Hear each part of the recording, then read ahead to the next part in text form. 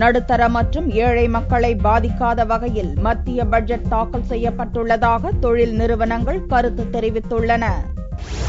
காங்கிரஸ் தலைமையிலான ஐக்கிய முற்போக்கு கூட்டணி லோக்சபா தேர்தலுக்கு முன்பான கடைசி பட்ஜெட்டை லோக்சபாவில் வியாழக்கிழமை தாக்கல் செய்தது. மத்திய நிதியமைச்சர் சிதம்பரம் பட்ஜெட்டை தாக்கல் செய்தார். மத்திய பட்ஜெட் குறித்த கருத்துக்களை பதிவு செய்வதற்காக இந்திய தொழில் கூட்டமைப்பு சார்பில் சென்னையில் பட்ஜெட் கருத்தரங்க கூட்டம் நடந்தது. இதில் பல்வேறு தொழில் நிறுவனங்களைச் சேர்ந்த இயக்குநர்கள் மற்றும் அதிகாரிகள் கலந்து கொண்டனர். மத்திய பட்ஜெட்டை ஏகமனதாக வரவேற்றுள்ள தொழில் நிறுவனங்கள் நடுத்தர ஏழை மக்களை பாதிக்காத வகையில் இருப்பதாகவும் பணக்காரர்களுக்குத்தான் வரி விதிக்கப்பட்டுள்ளதாகவும் உடலை பாதிக்கும் புகையிலை மற்றும் ஆடம்பர கார், ஏசி உணவகங்களுக்கு வரியை உயர்த்தியிருப்பது வரவேற்கத்தக்கதுதான் என்றும் கருத்து தெரிவித்தனர்.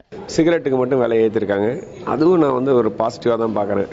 ஏன் உடல் நலத்துக்கு கேடானதுக்கெல்லாம் விலை ஏற்றுறது ஒரு நல்ல இதாக தான் நான் கருதுறேன். நான் பெண்களுக்காக தனி பேங்க் ஓபன் பண்ணிக்கிறது ரொம்ப நல்ல அம்சம். இது நிறைய பெண்களுக்கு லோன் கிடைக்கிறதுக்கு வாய்ப்புகள் அதிகப்படுத்துது. டெக்ஸ்டைல் அப்கிரேடேஷன் ஃபண்ட் கண்டினியூ பண்றாங்க. அதுக்கு கணிசமான தொகை இந்த ஆண்டுக்கும் ஒதுக்கியிருக்காங்க.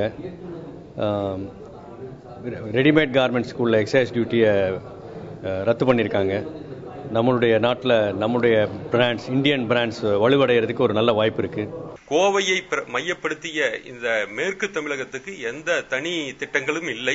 பணவீக்கம் இவ்வளவு அதிகமாக இருக்கிற சூழ்நிலையில் தனிநபர் வருமான வரி விலக்கை அதிகப்படுத்தவில்லை. எனவே இது ஒரு சிறு மற்றும் குறுந்தொழிலுக்கு ஏமாற்றம் அளிக்கும் பட்ஜெட்டாக இருக்கிறது. ஜவுளி, விவசாயம், சுகாதாரத்துறையில் கவனம் செலுத்தும் வகையில் மத்திய பட்ஜெட் அமைந்திருந்ததாகவும் பெண்களுக்கான தனி வங்கி துவக்க நிதி ஒதுக்கியிருப்பதும் பெண்கள் பாதுகாப்புக்கு முக்கியத்துவம் அளிக்கும் வகையில் நிதி ஒதுக்கியிருப்பதும் வரவேற்கத்தக்க அம்சங்கள் என்றும் இந்திய தொழில் கூட்டமைப்பினர் தெரிவித்தனர்.